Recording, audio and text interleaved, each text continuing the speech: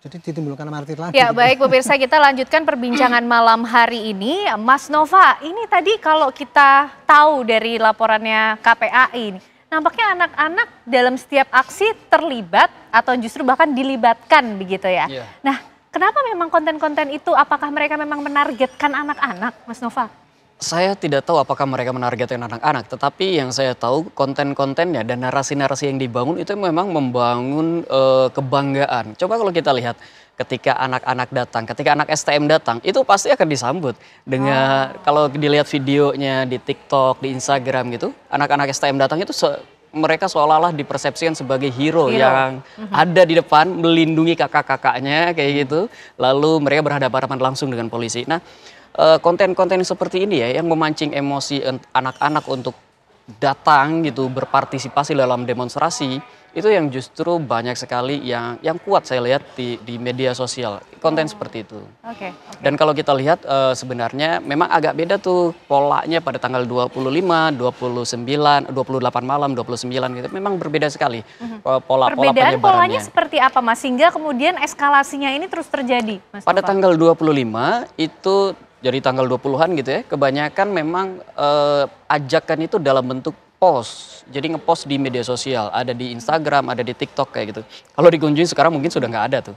Tetapi beda dengan tanggal 28, pasca 28, kebanyakan ajakan itu disampaikan dalam bentuk komentar. Ada juga dalam bentuk post, tetapi lebih banyak dalam bentuk komentar. Di mana di TikTok ketika banyak yang melaporkan kejadian langsung di TikTok itu banyak juga yang mengajak anak-anak, banyak yang mengajak anak-anak STM terutama. Ketika banyak ada post-post di Instagram, terutama yang anak-anak yang heroik gitu, itu komentarnya langsung ke anak-anak dan itu semakin menambah pride tersendiri gitu ya untuk anak-anak. Kita lihat di media sosialnya, yang tidak kita bisa lihat adalah sebesar apa konten ini menyebar dari grup WA ke grup WA antara pelajar. Itu yang tidak bisa kita lihat.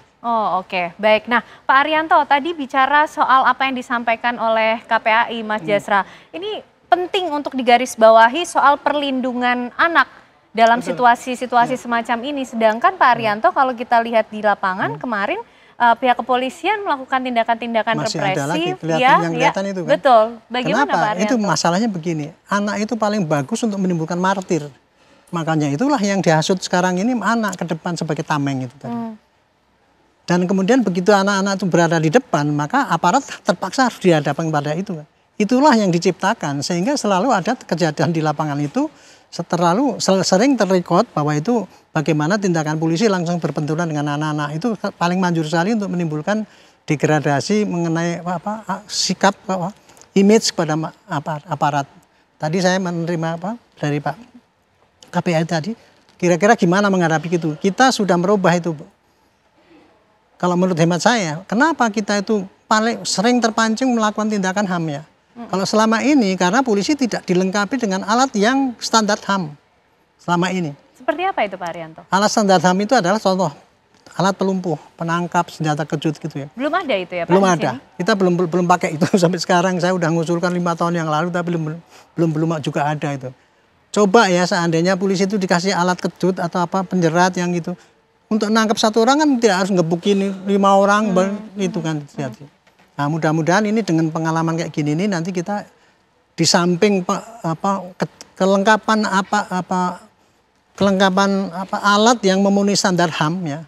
Senjata juga yang memenuhi standar HAM. Yang standar HAM itu adalah senjata yang pelumpuh definisinya, bukan senjata pembunuh. Senjata api itu otomatis pasti akan membunuh. Gitu kan? Nah, makanya kemarin sudah kita rancang, mudah-mudahan peluru yang di lapangan itu sepertiga diganti peluru karet, sehingga kalau terjadi tindakan-tindakan peringatan itu hanya peluru karet yang hanya melukai ringan, tetapi tidak sampai mematikan. Karena pengalaman kita itu sekarang kalau masih senjata tajam, walaupun pakai tembak sini tembak sini, tetap aja membunuh orang itu. Gitu. Di samping itu juga SOP kita mengenai protap ya, karena protap itu dibikin tahun berapa tuh, yang tidak sesuai dengan perkembangan zaman ya, kita nanti protap akan kita lebih tekankan kepada risiko apabila tindakan begini ini risikonya apa. Sehingga anggota di lapangan tidak pukul rata bahwa standarnya Kalau didesak maka dikirim brimob gitu. Oke. Kira-kira Nah, akan diperbaiki. Pak Arianto, anunya. ini kan tadi usulannya bahkan sudah Iya. dari 5 tahun yang lalu. Iya. Aksinya pun tidak hanya terjadi sejak 25 Agustus sebetulnya, Iya, Pak. Ada iya. beberapa aksi sebelumnya Iya. yang terjadi begitu. Tapi kemudian kenapa ya prosedur-prosedur ini masih terus dilakukan? Kedepannya harus seperti apa, Pak? Evaluasi Ya. itu betul-betul dilakukan di kepolisian tidak sih, Pak Arianto? Kita kemarin rapat dan mendatangkan para pakar-pakar yang penasihat ahli baru itu ya, mereka diminta saran-sarannya. Tapi intinya ginilah, mudah-mudahan ini kejadian yang dahsyat ini menjadi pelajaran bagi para pimpinan ya. Bukan hanya pimpinan Polri aja kalau pengadaan barang itu, termasuk DPR juga mengizinkan apa enggak kan itu kan. Oke. Itu jadi karena yang namanya pengajuan anggaran polisi itu sejak saya dulu pangkat letnan itu. Anggaran untuk otopsi aja itu sampai saya pangkat jenderal nggak ada itu Pak. Otopsi, kalau orang meninggal kan pasti diotopsi. Setiap satu otopsi itu berapa biayanya. Sampai waktu saya brigjen waktu itu tidak ada anggaran untuk otopsi itu. Hanya anggaran penyidikan itu kasus berat 50 juta, kasus sedang 25 juta, kasus ringan. Itu jadi ini intinya gitu. Oke. Nah itu kalau untuk penanganan aksi di jalannya ya Pak Arianto, kita juga ingin tahu bagaimana kemudian evaluasi dilakukan atau patroli siber tadi untuk memitigasi ajakan, provokasi yang menyasar anak-anak. Ini Pak satu Arianto. lagi, saya agak keluhan saya ya. Sementara kita tuh mitigasi pada ajakan-ajakan itu tadi, kita dikonter dengan para aktivis yang memperjuangkan kebebasan berpendapat.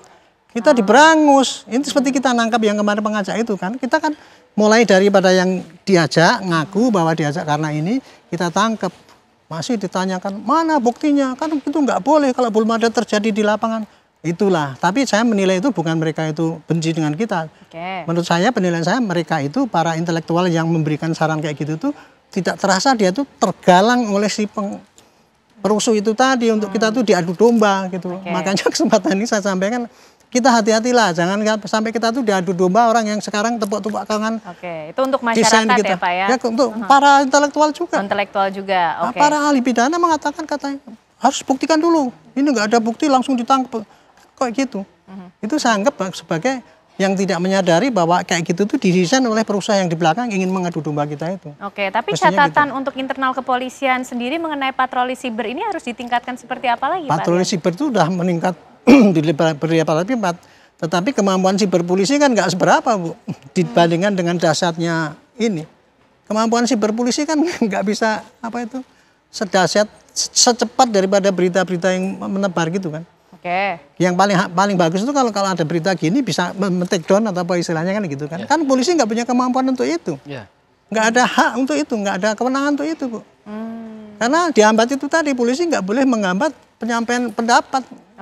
Larinya ke situ. Jadi ada ranah-ranah yang tidak bisa disentuh oleh di pihak satu sisi ini kepolisian. undang-undang mesti ditinjau kembali kayak gitu loh. Ini akibatnya kalau kita tuh terlalu dikekang, kita nggak boleh menahan orang-orang ini, dianggap kita tuh memberangus kemerdekaan, tapi risikonya kayak gitu.